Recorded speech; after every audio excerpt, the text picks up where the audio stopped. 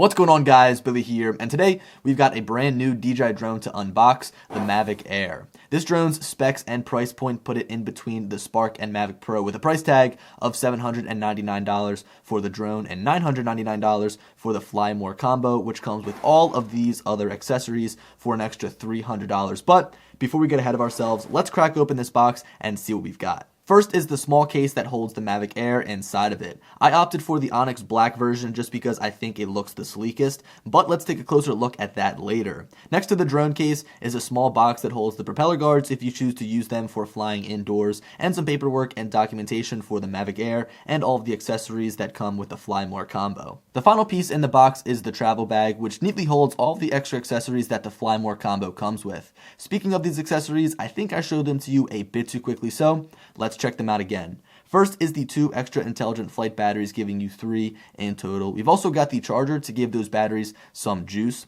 Next is the intelligent flight battery power bank adapter so that you can charge your mobile device off of the intelligent flight battery if you wish. Then we have a full extra set of propellers that comes neatly tucked away in this packaging, a remote controller to fly the drone. Moving on, we have the charging hub that folds to make it easier to travel with. And finally is the travel bag, which feels really nice. I'll have to give it a try and let you all know what I think in my full review. Also located in the travel bag was a box that held some smaller accessories, such as 2 extra joysticks and a USB-C to micro USB adapter, 2 smaller cables, one with a micro USB port and one with a micro USB-C cable to fly with different phones, a flat USB to USB-C cable, and also another set of propellers. So in total, with the Fly More combo, we will have 8 extra props.